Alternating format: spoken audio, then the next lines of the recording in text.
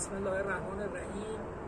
امروز میخوام برام دسته از عزیزانی که بالابر ساختمانی دارن ولی نصب اون یکم براشون سخته، چون کالسکه بالابر ساختمانی حدود 200 تا 300 کیلو وزن داره و حداقل برای نصبشون 2-3 نفر باشن.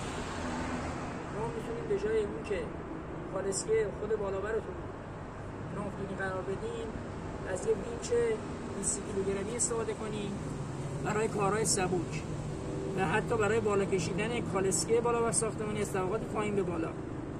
برای این کار که بتونیم از وینچ داخل ریل ناودونی استفاده کنیم، 2 تا میلگرد توپر به اندازه داخل ناودونیتون میگیرید، نیم سانت کمتر. الان این میلگرد با قطر 25، 2 تا بولبرینگ فرغونی با داخلی 20 بیرونی 45 میگیرید. اینو میدید تراشکار براتون جا بزنه و به این شکلی که مشاهده میکنید جوش میده این دوتا رو داخل این راحت الان دیگه داخل ناودونی حرکت میکنه.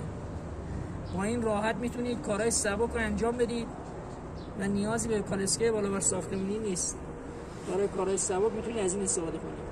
یه مدل دیگه هم هست که در اینجا من انجام دادم، اونم میتونید انجام بدید که وینچو رو بیار اینجا داخل این حالت قرار بدید، این حالت به حالت دولایی بره داخل و بیاد بیرون.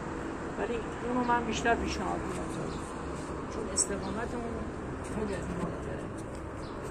اسمو بزن که من همین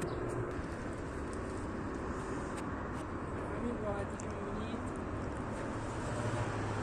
یک نفر راحت به داخل ریل ناودونی رفت. حالا شما راحت این ته اینم حتما یادتون رو ببندید که بیرون نیاد. فیلمو استاپ کن.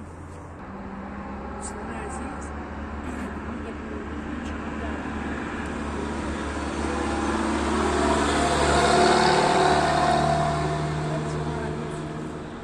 پایه رو با سیکونی عمل ساختمانی اصلا کردم چقدر راحت میشه از وینچ عنوان بالابر استفاده کردم. خیلی ممنون.